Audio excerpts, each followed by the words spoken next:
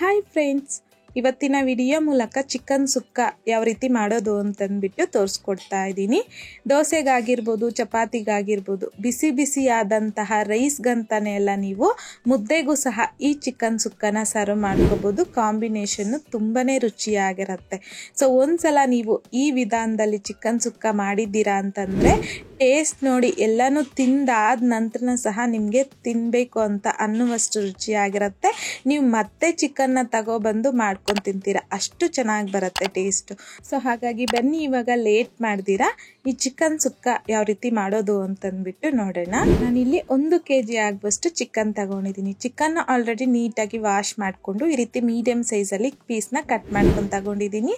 ಈಗ ಪಕ್ಕಕ್ಕೆ ಇಟ್ಕೊಂಡು ಕಡಾಯಿಗೆ ಒಂದು 5 ರಿಂದ 6 ಟೇಬಲ್ ಸ್ಪೂನ್ ಆಗುವಷ್ಟು ಎಣ್ಣೆ, 2 ಈರುಳ್ಳಿನ ಸಣ್ಣ ಸಣ್ಣದಾಗಿ ಉದ್ದವಾಗಿ ಕಟ್ ಮಾಡಿಬಿಟ್ಟು ಹಾಕ್ಕೊಂಡಿದ್ದೀನಿ. ಕರಿಬೇವನ್ನು ಸಹ ಹಾಕ್ಕೊಂಡು ಮೀಡಿಯಂ ಫ್ಲೇಮ್ನಲ್ಲಿ ಈರುಳ್ಳಿ ಗೋಲ್ಡನ್ ಕಲರ್ ಬರೋವರೆಗೂ ಫ್ರೈ ಮಾಡ್ಕೋಬೇಕು. ಸೊ ಈ ರೀತಿ ಈರುಳ್ಳಿ ಗೋಲ್ಡನ್ ಕಲರ್ ಬಂದಾದ ನಂತರ ನಾವು ತಗೊಂಡಿರ್ತಕ್ಕಂಥ ಚಿಕನ್ ಹಾಕ್ಕೊತಾ ಇದ್ದೀನಿ. ಒಂದು ಅರ್ಧ ಟೀ ಸ್ಪೂನ್ ಆಗುವಷ್ಟು ಅರಿಶಿನ, ರುಚಿಗೆ ತಕ್ಕಷ್ಟು ಕಲ್ಲುಪ್ಪನ್ನು ಸಹ ಹಾಕ್ಕೊಂಡು ಒಂದ್ಸಲ ಚೆನ್ನಾಗಿ ಮಿಕ್ಸ್ ಮಾಡಿಕೊಂಡು ಬೇಯಿಸ್ಕೋಬೇಕಲ್ವ. ಹಾಗಾಗಿ ಲಿಡ್ಡನ್ನು ಕ್ಲೋಸ್ ಮಾಡಿ ಮೀಡಿಯಂ ಫ್ಲೇಮ್ನಲ್ಲಿ ಒಂದು 15 ನಿಮಿಷ ಚಿಕನ್ನ ಬೇಯಿಸ್ಕೊಳ್ಳಿ. ಅಷ್ಟರಲ್ಲಿ ನಮಗಿಲ್ಲಿ ಚಿಕನ್ ಸುಕ್ಕಾಗೆ ಒಂದು ಸ್ಪೆಷಲ್ ಮಸಾಲೆನ ರೆಡಿ ಮಾಡ್ಕೊಳ್ಳೋಣ. ಪ್ಯಾನಲ್ಗೆ 1 ಟೇಬಲ್ ಸ್ಪೂನ್ ಆಗುವಷ್ಟು ಎಣ್ಣೆ, ಒಂದು 6 ರಿಂದ 7 ಬ್ಯಾಡ್ಗೆ ಒಣಮೆಣಸಿನ್ಕಾಯಿನ ಮುರಿದ್ಬಿಟ್ಟು ಹಾಕ್ಕೊತಾ ಇದ್ದೀನಿ. ಒಂದು 5 ಗುಂಟೂರು ಒಣಮೆಣಸಿನ್ಕಾಯಿನ ಮುರಿದ್ಬಿಟ್ಟು ಹಾಕ್ಕೊತಾ ಇದ್ದೀನಿ. 2.5 ಟೇಬಲ್ ಸ್ಪೂನ್ ಆಗುವಷ್ಟು ಧನಿಯಾ ಕಾಳು, 1 ಇಂಚ್ ಆಗುವಷ್ಟು ಚಕ್ಕೆ, 5 ಲವಂಗ, 2 ಏಲಕ್ಕಿನ ಸಹ ಹಾಕ್ಕೊತಾ ಇದ್ದೀನಿ.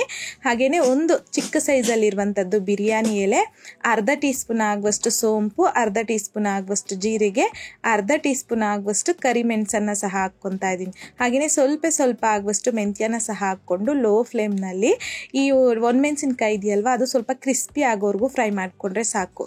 ಸೊ ಈ ರೀತಿ ಫ್ರೈ ಮಾಡ್ಕೊಂಡಿದ್ದಾದ ನಂತರ 1 ಟೀ ಸ್ಪೂನ್ ಆಗುವಷ್ಟು ಗಸಗಸೆನ ಸಹ ಹಾಕ್ಕೊಂಡು ಜಸ್ಟ್ ಮಿಕ್ಸ್ ಮಾಡಿಕೊಂಡು ಫ್ಲೇಮ್ನ ಆಫ್ ಮಾಡ್ಕೊಂಬಿಡಿ. ಪ್ಯಾನ್ ಬಿಸಿಗೆ ಗಸಗಸೆ ಬೇಗ ಫ್ರೈ ಆಗಿಬಿಡತ್ತೆ.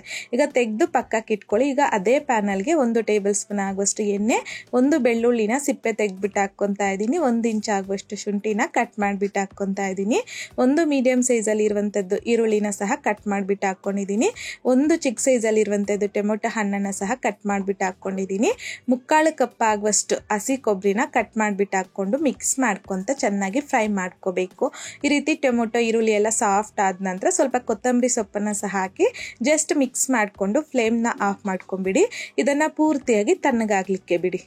ಈಗ ಸ್ಟಾರ್ಟಿಂಗಲ್ಲಿ ಒಣಮೆಣಸಿನ್ಕಾಯಿ, ಧನಿಯಾ ಕಾಳು, ಜೀರಿಗೆ, ಮೆಣಸೆಲ್ಲ ಫ್ರೈ ಮಾಡ್ಕೊಂಡಿದ್ದೀರಲ್ವ, ಸೊ ಅದನ್ನು ಮೊದಲಿಗೆ ಗ್ರೈಂಡ್ ಮಾಡಿಕೊಂಡು ಆಮೇಲೆ ನಾವು ಟೊಮೊಟೊ, ಕೊಬ್ಬರಿ ಹಾಗೇನೆ ಈರುಳ್ಳಿ ಎಲ್ಲನೂ ಫ್ರೈ ಮಾಡ್ಕೊಂಡ್ರಲ್ವ ಅದನ್ನು ಹಾಕ್ಕೊಂಡು ಒಂದ್ಸಲ ಗ್ರೈಂಡ್ ಮಾಡಿಕೊಂಡು ಆಮೇಲೆ ಸ್ವಲ್ಪನೇ ನೀರನ್ನು ಹಾಕ್ಕೊಂಡು ಮಸಾಲೆನ ಸ್ಮೂತಾಗಿ ಗ್ರೈಂಡ್ ಮಾಡ್ಕೊಂಡು ತಗೋಬೇಕು. ಆದಷ್ಟು ಸ್ವಲ್ಪ ಗಟ್ಟಿಯಾಗಿ ಗ್ರೈಂಡ್ ಮಾಡ್ಕೊಳ್ಳಿ, ಜಾಸ್ತಿ ನೀರು ಹಾಕೋದಕ್ಕೆ ಹೋಗಬೇಡಿ.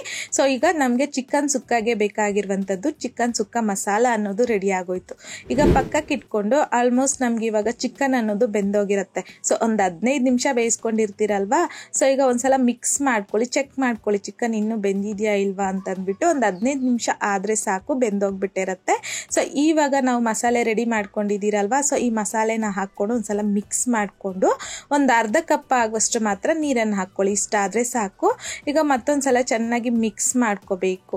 ಮಿಕ್ಸ್ ಮಾಡ್ಕೊಂಡಿದ್ದಾದ ನಂತರ ಲಿಡ್ನ ಕ್ಲೋಸ್ ಮಾಡಿಕೊಂಡು ಮೀಡಿಯಂ ಫ್ಲೇಮ್ನಲ್ಲಿ ಒಂದು 8 ರಿಂದ 10 ನಿಮಿಷ ಹಾಗೆ ಬಿಟ್ಬಿಡಿ.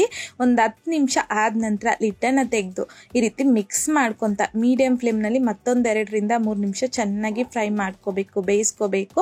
ಸ್ವಲ್ಪ ನಿಮಗೆ ಗ್ರೇವಿ ಕನ್ಸಿಸ್ಟೆನ್ಸಿ ಬೇಕು ಅಂತಂದರೆ ಈ ಟೈಮಲ್ಲಿ ಫ್ಲೇಮ್ನ ಆಫ್ ಮಾಡ್ಕೊಂಡ್ಬಿಡ್ಬೋದು.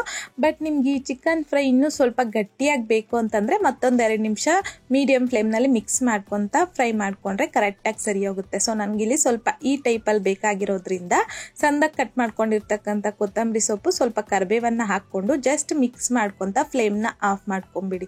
ಸೊ ಈಗ ನೋಡ್ತಿರ್ಬೋದು ನಿಮಗೆ ಈ ಚಿಕನ್ ಸುಕ್ಕ ಅನ್ನೋದು ಎಷ್ಟು ಪರ್ಫೆಕ್ಟಾಗಿ ಬಂದಿದೆಯೋ ಅಂತ ಅಂದ್ಬಿಟ್ಟು ತುಂಬ ಟೇಸ್ಟಿಯಾಗಿರುತ್ತೆ. ಸೊ ಖಂಡಿತ ನೀವು ಈ ಚಿಕನ್ ಸುಕ್ಕನ ಈ ವಿಧಾನದಲ್ಲಿ ಮಾಡಿ ನೀವು ಟೇಸ್ಟ್ ಮಾಡಿದ್ದೀರಾ ಅಂತಂದರೆ ಮತ್ತೆ ನೀವು ಚಿಕನ್ ತಗೊಬಂದು ಮಾಡ್ಕೊಂಡು ತಿನ್ನಬೇಕು ಅನ್ನುವಷ್ಟು ರುಚಿಯಾಗಿ ಬರುತ್ತೆ.